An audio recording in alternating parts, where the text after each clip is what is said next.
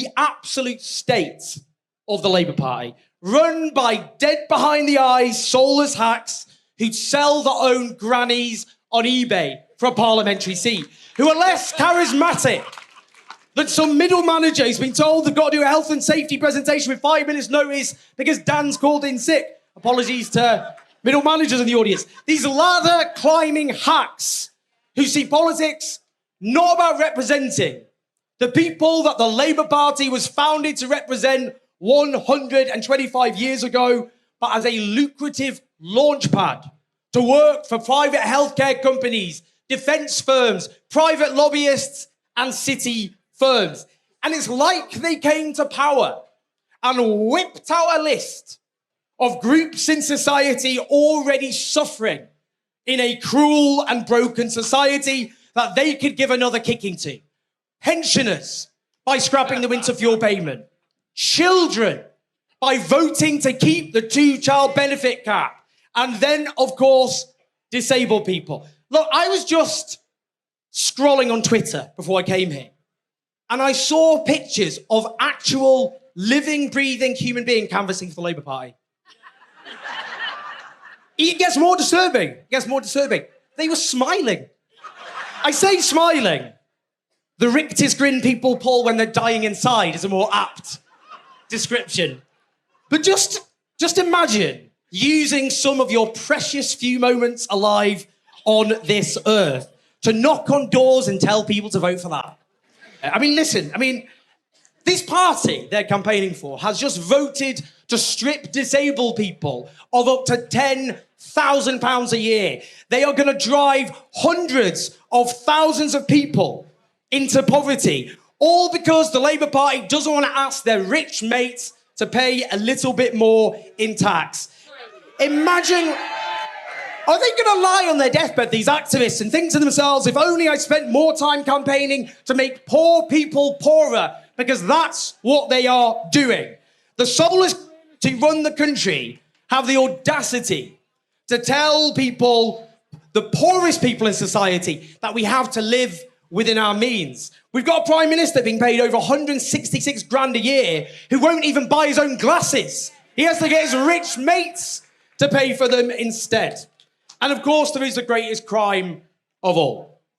Our soulless masters have helped facilitate Israel's genocide of the Palestinian people, including, and let's be specific, providing the crucial components for F-35 jets to rain death and destruction on the people of Gaza. We demand change, all right. We demand war criminals go straight to trial and then straight to jail.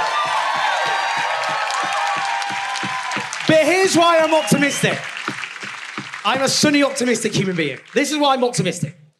Because we demand change, but so do millions of other people. The polling consistently shows that the majority of our compatriots believe the rich should pay just taxes because that wealth is created by the hard graft and work of millions of people by hand or by brain, not CEOs sitting on their asses in corporate boardrooms. That wealth is stolen from the people of this country and then stuffed into offshore bank accounts. That's why people want just taxes in this country. The polling shows consistently that our utilities and services should be owned and run by the people, for the people. And yes, the polling shows consistently that the majority of people think we should immediately institute an arms embargo on Israel. But here's why I'm also optimistic. Because there really is no alternative to us demanding change. We are told that we're the unrealistic ones. But what is more unrealistic than expecting people to accept year after year cuts to their living standards? What is more unrealistic than expecting people to hear the same speech from their rulers year after year after year that we're terribly sorry, but we're going to have to impose some more cuts, but prosperity will be round the corner, but that prosperity never comes. Just more misery and then more cuts. And there is no alternative to us. Because if we don't demand change, and if we don't win change, then fascism instead will win. If we don't offer hope, then Fascism will feed on people's despair, and we will repeat the darkest moments in our history. And just finally, in this country, reform. They don't offer change. They want to cut support for disabled people as well. They want to privatise our NHS. They want to cut taxes on the rich. They are fraudsters who want us to blame migrants so we don't blame the powerful people at the top who plunged us into this mess. It's only us offering real change.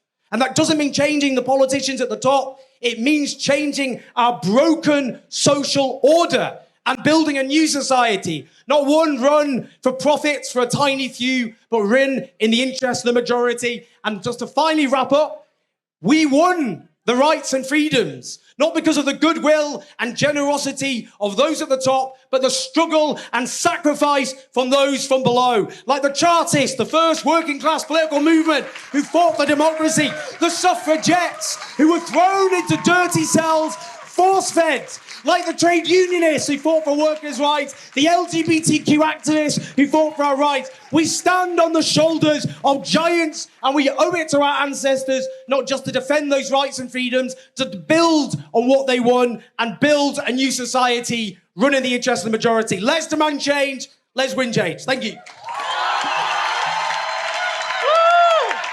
Let's hear some noise for Owen Jones.